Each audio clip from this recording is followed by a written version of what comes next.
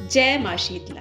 शीतला माता हम सभी को उत्तम स्वास्थ्य और शतायु प्रदान कर समस्त रोगों से मुक्ति प्रदान करें। होली के एक हफ्ते बाद चैत्र कृष्ण पक्ष की अष्टमी तिथि को शीतला माता की पूजा की जाती है। इसे शीतला अष्टमी या बसोड़ा कहा जाता है। इस दिन माता को बासी खाने का भोग लगाने का विधान है। हर महीने में 2 बार अष्टमी तिथि पड़ती है, यानी एक शुक्ल पक्ष की और एक कृष्ण पक्ष की। लेकिन चैत्र माह के कृष्ण पक्ष में पड़ने वाली अष्टमी तिथि को विशेष महत्व दिया जाता है। इसे शीतला अष्टमी या बसोड़ा के नाम से जाना जाता है। इस दिन माता शीतला की पूजा की जाती है। माँ शीतला समस्त रोगों से हमें मुक्ति प्रदान करती हैं। इस बार शीतला अष्टमी 15 मार्च 2023 को पड़ रही है। शीतला अष्टमी का त्योहार होली के एक हफ्ते बाद यानी 8वें दिन मनाया जाता है। इस पर्व की विशेषता यह है कि इस दिन माता को बासी पकवानों का भोग लगाया जाता है, यानी माँ को भोग लगाने के लिए पकवानों को सप्तमी तिथि को ही तैयार कर लिया जाता है। घर के सभी सदस्य इस दिन बासी भोजन ही करते हैं। शीतला अष्टमी पर ताजा या गर्म भोजन करना वर्जित माना जाता है। इन नियमों का पालन करने से माता शीतला का आशीर्वाद प्राप्त होता है और बीमारियों से मुक्ति मिलती है। शीतला अष्टमी की तिथि, मुहूर्त, पूजा विधि और उपाय, यह सभी जानकारी आपको आगे वीडियो में दी जा रही है। आपसे एक रिक्वेस्ट है कि यदि आपने अभी तक हमारे चैनल को सब्सक्राइब नहीं किया है तो कृपया हमारे चैनल को सब्सक्राइब करें, बेल बटन प्रेस करें ताकि आपको नए वीडियोस देखने को मिल सके। माता शीतला को स्वच्छता और आरोग्य की देवी कहा जाता है। शीतला अष्टमी या बसोड़ा के दिन माता शीतला की विधि विधान से पूजा और व्रत करने से घर पर रोग दोष, बीमारियां, महामारी का खतरा नहीं रहता है। साथ ही घर पर सुख शांति भी बनी रहती है। पौराणिक मान्यताओं के अनुसार माता शीतला को चेचक रोग से मुक्ति की देवी माना जाता है। वहीं बासी पकवानों का भोग लगाए जाने के कारण इस दिन बसोड़ा कहा जाता है।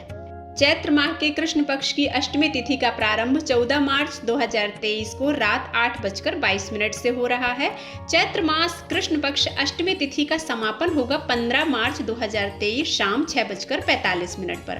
बसोड़ा पर माता शीतला की पूजा के लिए 15 मार्च सुबह 6:30 से लेकर शाम 6:29 तक का समय शुभ माना गया है।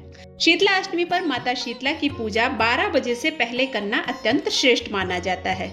शीतला अष्टमी से एक दिन पहले ही सप्तमी के दिन चूरमा, कच्चा पक्का खाना, मीठा भात, खाजा, नमक पारे, बेसन की पकौड़ी आदि शुद्धता के साथ बनाकर रख लेना चाहिए। बनी हुई सारी चीजें अगले दिन यानी शीतला अष्टमी की पूजा में रखना चाहिए। बसोड़े के दिन यानी शीतला अष्टमी के दिन ठंडे पानी से नहाना चाहिए और साफ वस्त्र पहनना चाहिए। इसके बाद पूजन की थाली तैयार करें।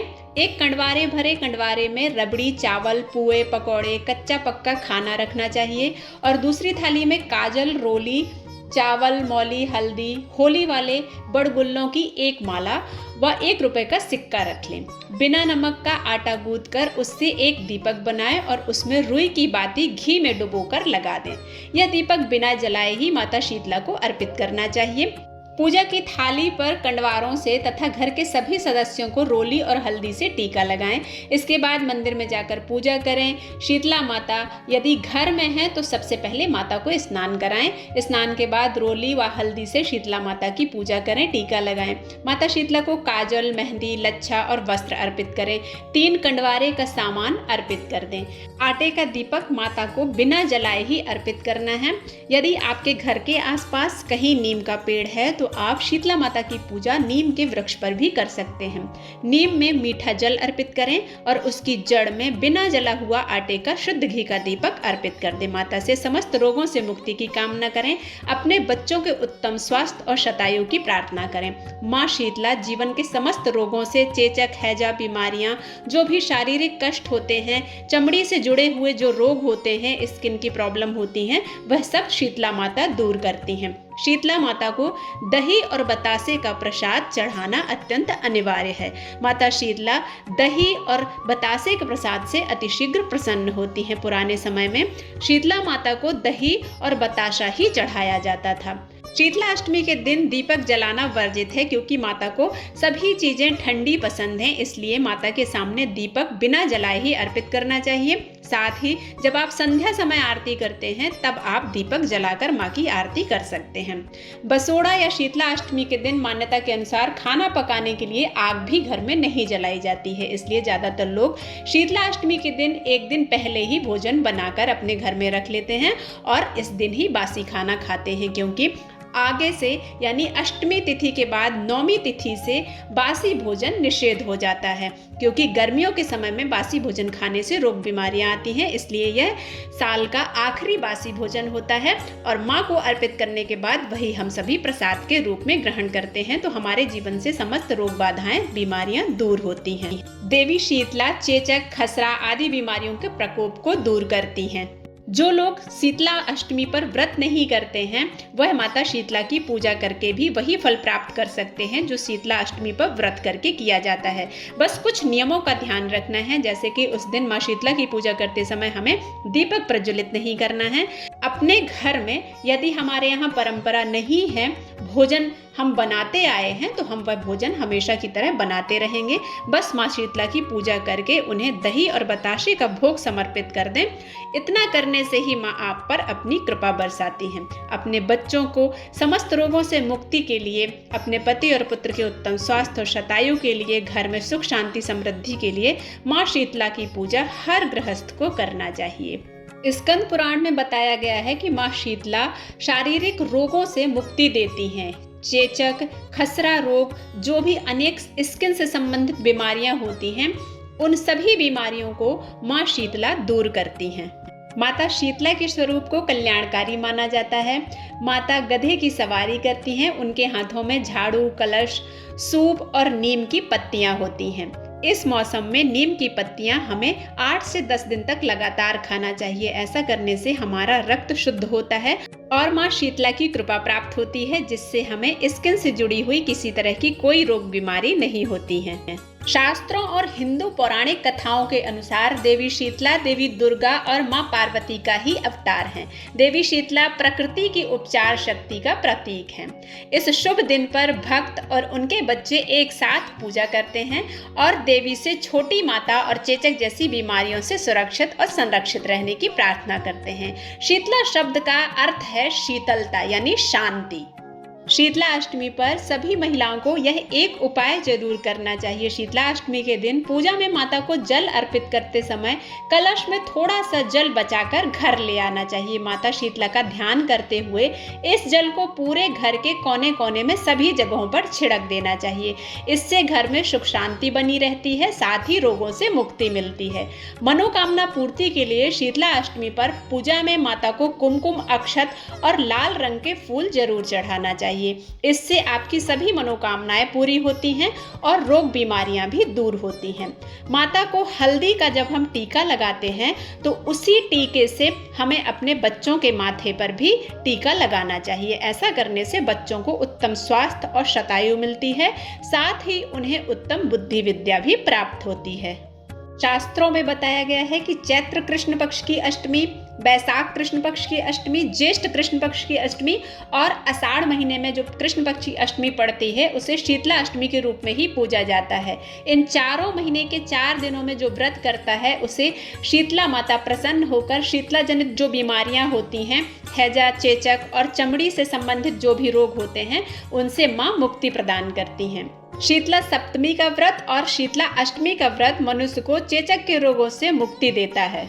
शीतला अष्टमी पर व्रत करने वाले या जो व्रत नहीं भी करते हैं, यदि वह माँ के स्तोत्र का पाठ करते हैं, शीतला स्तोत्र का पाठ करते हैं और माँ के मंत्रों का जाप करते हैं, तो माँ अतिशीघ्र प्रसन्न होकर उन्हें समस्त रोगों से मुक्ति प्रदान करती हैं।